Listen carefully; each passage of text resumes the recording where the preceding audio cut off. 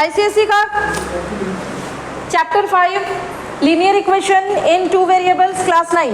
अब ये जो लोग लेट से आए हैं वो इसका लेक्चर मिस करेंगे, इसीलिए ये वीडियो बन रहा है। इसमें क्या होता है, पहले तो ये समझो कि लीनियर इक्वेशन किसको बोलते हैं। इक्वेशन जो है ना कई तरह के होते हैं, जैसे कि x + 4 = 8 ये एक इक्वेशन है, या फिर y² + 6y + 6 = 12 ये एक इक्वेशन है, या फिर 3x³ + 2x² - 2x + 1 = 0 ये भी एक इक्वेशन है। तो इस तरह का सारा इक्वेशन होता है।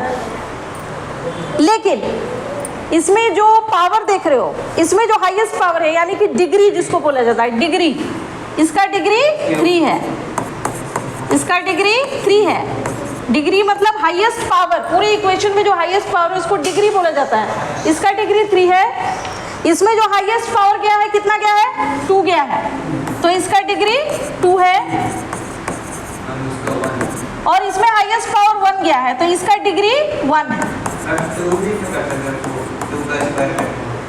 हाँ,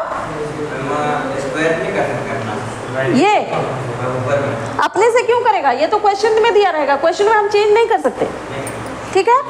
तो डिग्री 3, हाईएस्ट डिग्री 3 गया है तो इसको डिग्री 3 का इक्वेशन बोलेंगे, इसको डिग्री 2 का और इसको डिग्री 1 का, ठीक है। तो जो डिग्री 3 का, जो डिग्री 1 का इक्वेशन होता है उसको लीनियर इक्वेशन बोलते हैं। तुम्हारा यहाँ जो चैप्टर है लीनियर इक्वेशन, ठीक है। तो डिग्री 1 वाला मतलब उसमें स्क्वायर नहीं होना चाहिए, क्यूब नहीं होना चाहिए, पावर 4 नहीं होना चाहिए, कुछ भी नहीं होना चाहिए, पावर 1 वाला ही होना चाहिए, तो उसको लीनियर इक्वेशन बोलेंगे। तो ये एक लीनियर इक्वेशन है, ठीक है। अच्छा, लेकिन फिर सवाल कहता है 2 वेरिएबल होने चाहिए। वेरिएबल किसको बोलते हैं, एक्स वाई को वेरिएबल बोलते हैं, ठीक है। तो ये तुम्हारा वेरिएबल है, ये एक्स वेरिएबल है, ये एक्स वेरिएबल है, वाई वेरिएबल है, तो एक्स वाई जो होता है इसको वेरिएबल बोलते हैं, ठीक है। अगर हम इसको इस तरह से लिखें, सॉरी, इसको इस तरह से लिखें, एक इक्वेशन हम ऐसे देख लेते हैं, जैसे x + 3 = 4। इसमें कितने वेरिएबल हैं, एक वेरिएबल है, तो ये क्या है, लीनियर इक्वेशन विथ 1 वेरिएबल। ये क्या है, लीनियर इक्वेशन विथ कितने वेरिएबल, 1 वेरिएबल। लेकिन अगर इसी में एक और जोड़ दें, x + y = 6, अब इसमें कितने वेरिएबल्स हैं, 2 वेरिएबल हैं, x और y अलग अलग। तो इस तरह के जो इक्वेशंस होते हैं इनको बोलते हैं लीनियर इक्वेशन इन 2 वेरिएबल्स, ठीक है। अब जरा ध्यान देना, अगर 1 वेरिएबल है तो हम इजीली उसका सॉल्यूशन कर सकते हैं, एक ही इक्वेशन से कर सकते हैं। सो x + 3 = 4 है, इसका सॉल्यूशन इजीली कर सकते हैं ना, x क्या हो जाएगा, 4 - 3 x विल बी 1, सॉल्व कर सकते हैं। लेकिन अगर 2 वेरिएबल है बाबू तो इतनी आसानी से सॉल्व नहीं होगा। जैसे x + y = 6, 2 वेरिएबल है, कैसे सॉल्व करेंगे। तो जब भी तुम्हारे पास 2 वेरिएबल वाले लीनियर इक्वेशन आएंगे तो याद रखना, एक इक्वेशन से तो कभी सॉल्व नहीं होगा। कैसे सॉल्व होगा, 2 वेरिएबल वाले हैं तो 2 इक्वेशंस चाहिए होंगे ही होंगे। तो जहां भी क्वेश्चन आए बेटा तुमको 2 इक्वेशन चाहिए होंगे,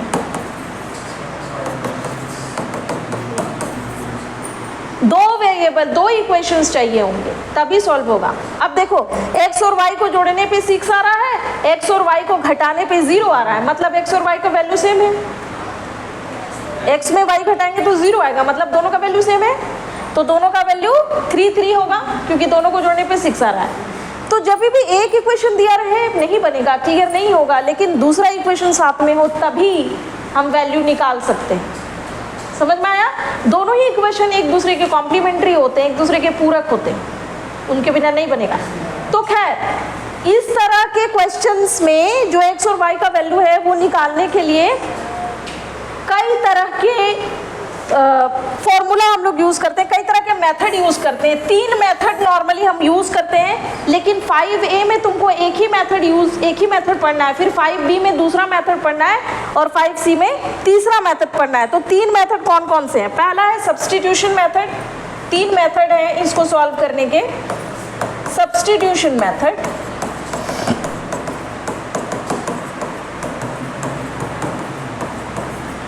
सेकंड होता है तुम्हारा एलिमिनेशन मेथड,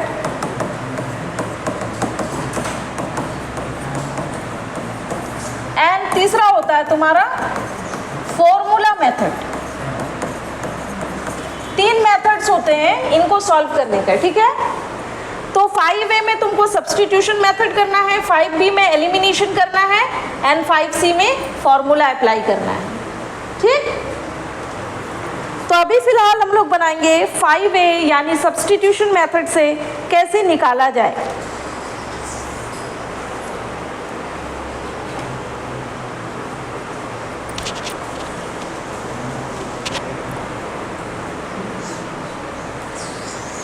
ध्यान देना, सीखने में इजी है। हम तुमको 7 नंबर बता रहे हैं सीधे, 1 2 3 4 5 6 तुम यहाँ बैठ के बनाओ। हम 7 नंबर बता रहे हैं सब्स्टिट्यूशन मेथड से। 5A का क्वेश्चन नंबर 7, ठीक है। 7 नंबर क्वेश्चन क्या बोला है?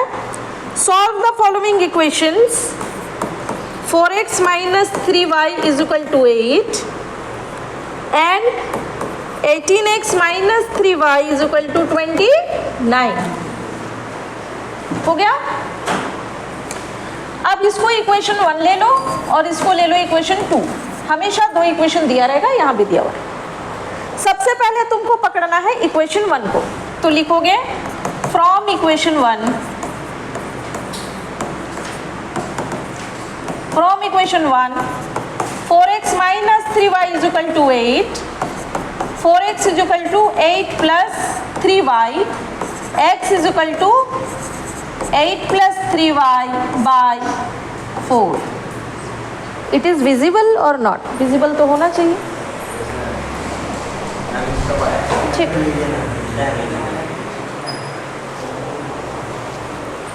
आपको एक इक्वेशन से x की वैल्यू निकाल लेनी है। 4 से 8 कटेगा नहीं कटेगा, प्लस में, ठीक है। 4x minus 3y is equal to 8 हम ले लिए, 4x हो जाएगा 8 प्लस 3y और x हो जाएगा 8 प्लस 3y बाई 4। ये किसका वैल्यू है? 8 प्लस 3y बाई 4, x का। आओ अब सीखते हैं इसको सब्स्टिट्यूशन मेथड क्यों कहा जाता है। सब्स्टिट्यूट करना मतलब वैल्यू को ले जाके सीधे पुट करना, ठीक है।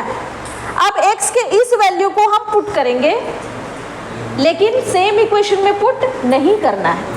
अगर तुम इक्वेशन 2 को लेकर के x का वैल्यू निकाले हो तो इसको इक्वेशन 1 में पुट करना, और हम 1 को लेकर के निकाले हैं तो ये जो x का वैल्यू है इक्वेशन 2 में पुट करेंगे, 1 में नहीं, सेम में नहीं, ठीक है।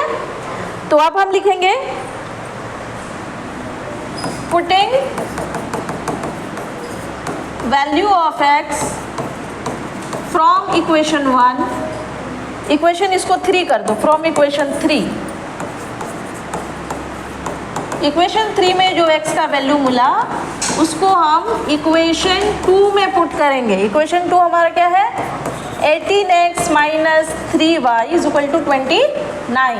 अब यहाँ पे जो x है इसकी जगह हम पुट करेंगे हमारा value 18 into 8 plus 3y by 4, 8 plus 3y by 4 minus 3y is equal to 29। कटेगा तो काट दो, 2 2 जा हो गया, 2 9 जा हो गया। 72 plus 27y by 2 is equal to minus 3y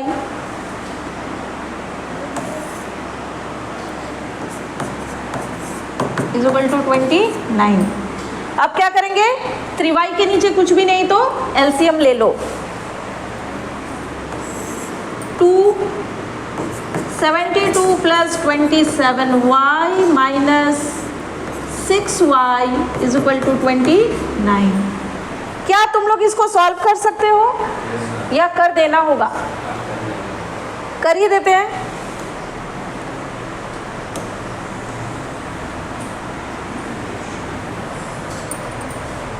अगर 27y को माइनस कर सकते हैं 27y माइनस, हाँ वो घटेगा, ऑफ कोर्स घटेगा। 21y, इससे आगे हम कर रहे हैं 72 plus 21y 21y by 2 is is equal to 29। अब 2 को उधर भेज दो, 72 plus 21y is equal to, ये मल्टीप्लाई हो जाएगा 58। मैम 72 के 2 से कट रहा है। अरे प्लस में नहीं कटता है, 72 2 से ऐसे तुम काटते हो, अगर काटते हो कभी मत काटना, यहाँ इंटू होता तो कटता, प्लस में नहीं कटेगा। 72 प्लस 21y है, नहीं कटेगा, कभी मत काटना ऐसे।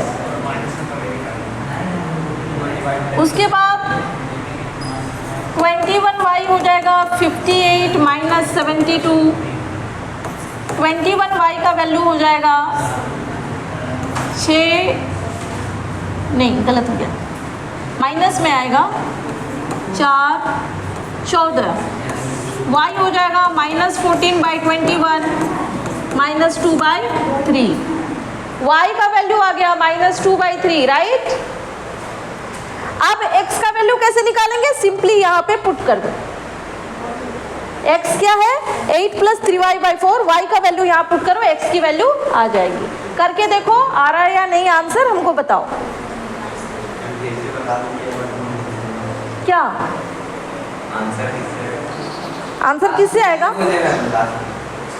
थर्ड इक्वेशन जो है ना, x is equal to 8 plus 3y/4, इसमें y का जो वैल्यू आया पुट कर दो।